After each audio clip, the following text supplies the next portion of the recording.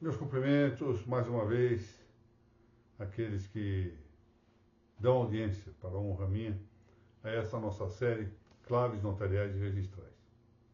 Hoje é uma exposição gravada, porque eu estarei aqui nesse período afastado em razão de um procedimento cirúrgico. Então deixei, para nós não perdermos a continuidade das aulas, o nosso tema levado desta forma por meio de uma gravação. Meus agradecimentos à NOREG do Estado do Paraná, em particular aqui indico a minha saudação à professora Mariana Pozzenato Martins, presidente da NOREG Paranaense, e a coordenadora acadêmica dessa entidade, a doutora Mônica Maria Guimarães de Macedo Dallavec. Bom, fontes do direito notarial e registral. Essa é a primeira parte de uma série que promete ser um tanto alargada. Fontes do direito notarial e registral. Primeira parte. Há tempos, venho eu adiando a tarefa que é visto importante, mas complexa, de tratar das fontes do direito notarial e das fontes do direito registral.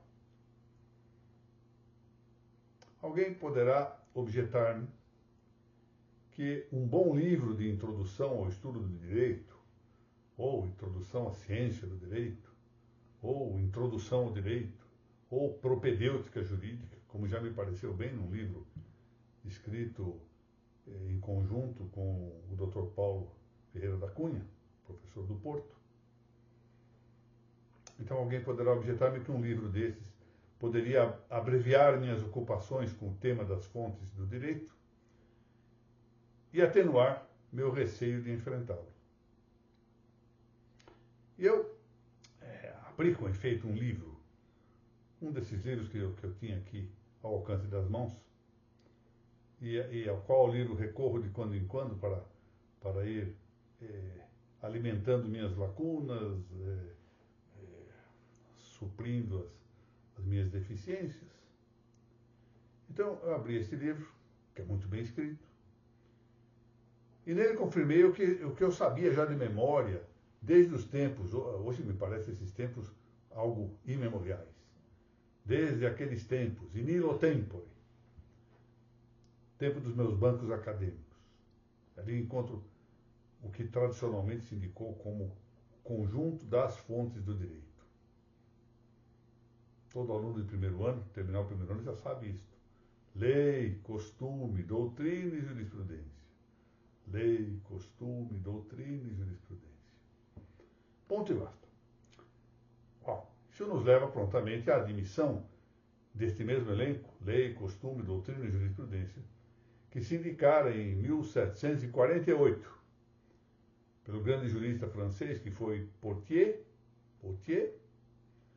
no prefácio das Pandectas de Justiniano. Potier fez o prefácio do Digesto Justinianeu, ou Pandectas, e lá indicou essas quatro fontes do direito. Pois é. Mas, fora só isso, eu ainda assim temeria por minha sorte ao versar na matéria. Mas calha que não é só isso. Eu aqui me valho de uma referência impressionista e emblemática. Juan Valerigo de Solo, esse grande notário das Espanhas, que foi um dos maiores civilistas da Espanha contemporânea. Valério tem um livro, excelente como tudo que escreveu, intitulado Metodologia de las Leyes. Foi publicado em 1991 pela editorial Revista de Direito Privado de Madrid. Então vamos lá. Ponhamos atenção num fato. Valério trata nesse livro, e tal se vê de seu título, Metodologia das Leis, né? Metodologia das Leis, de uma só das apontadas fontes do direito. Nós apontamos quatro, não é? Lei, costume, doutrina e jurisprudência. Ele só trata de uma, a lei. Mas vejam, ele despendeu quase duas centenas de páginas para discussão sobre as fontes das leis. Ah, não são só as leis, as fontes das leis. Ou seja, cuidar da lei como fonte exigiu desse notável civilista cuidar da fonte dessa fonte. Ou seja, da fonte da própria lei. Não apenas a lei como fonte do direito, mas a fonte da lei como fonte do direito. Então, se nós formos considerar o mesmo critério, devemos alargá-lo para considerar também as fontes dos costumes, as fontes da doutrina, as fontes da jurisprudência. Vale dizer, há todo um larguíssimo caminho pela frente. Bom, há algo mais. Castanheira Neves, um dos maiores pensadores do mundo jurídico português contemporâneo. Castanheira Neves, nas primeiras linhas do segundo volume de seu magnífico Digesta, observou com inteira razão que o problema das fontes do direito implica já o próprio problema do direito em si mesmo. Ou seja, quem trata das fontes tem que examinar o direito em si mesmo. Ou seja, se há um problema das fontes, há um problema do próprio direito. O que, a despeito de uma relativa autonomia de tratamento, ou seja, nós podemos tratar das fontes do direito de maneira autônoma em relação ao tratamento do conceito, da noção de direito, sua divisão, etc. Ou seja, sem embargo dessa relativa autonomia de tratativa dos dois temas, põe já à mostra uma inscindível conexão. E essas palavras são dele, inscindível conexão entre esses dois temas. Porque, diz o autor, a concepção do direito determina sempre uma certa teoria das fontes. Conforme nós compreendemos, temos uma noção, temos uma asserção conceptiva do direito, nós estamos sempre, de algum modo, determinando uma teoria das fontes. Mas, ao mesmo tempo em que isso se dá, ou seja, a partir da concepção do direito, eu tenho implicitada ou determinada uma teoria das fontes, ao mesmo tempo, o direito também, ou seja, essa mesma concepção do direito, por igual, terá de compreender-se, diz Castanheira Neves, em função do modo como se constitui e como se manifesta a sua normatividade. Então, são realidades, portanto, conexionadas de maneira inseparável, inscindível, como diz o autor, inscindível conexão. Vamos lá. Nossa tarefa é proporcionada ao tipo de explanação mais singela, a que se propõe sempre esta série de claves notariais registrais. Aqui são aulas relativamente curtas, explanações breves, etc. Então, nós temos que proporcionar a nossa exposição a esta metódica. E tratemos aqui, então, de preservar a brevidade possível, sem, no entanto, ladear, marginar algumas questões que devem, com efeito, examinar-se com adequação. E a primeira dessas questões diz respeito à própria noção de fonte. Podemos ir a um dicionário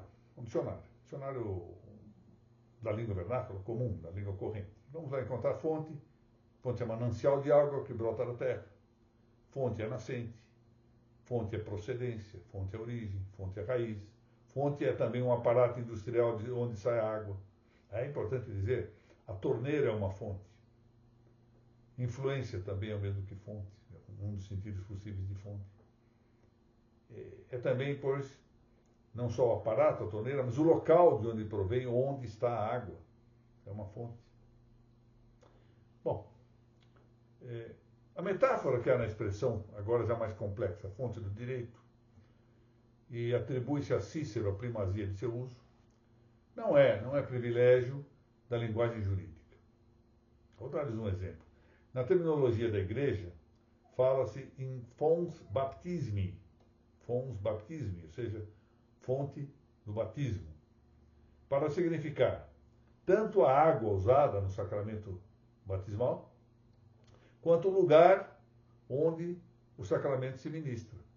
Então, tanto a água se chama fonte do batismo, quanto o lugar onde o batismo se está ministrando.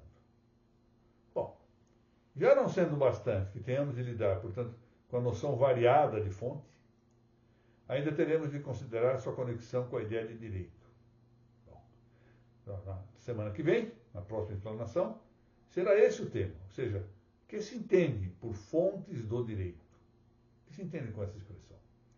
Vamos, então, por agora, nos deter aqui na exposição, renovando o meu agradecimento aos que participam deste nosso encontro e, igualmente, apresentando, renovando o meu respeito, a minha admiração, a minha estima pela Academia Paranaense de Direito Notarial e Registral e pela ANOREG do Estado do Paraná. Muito obrigado e que Deus permita que nos vejamos na próxima semana.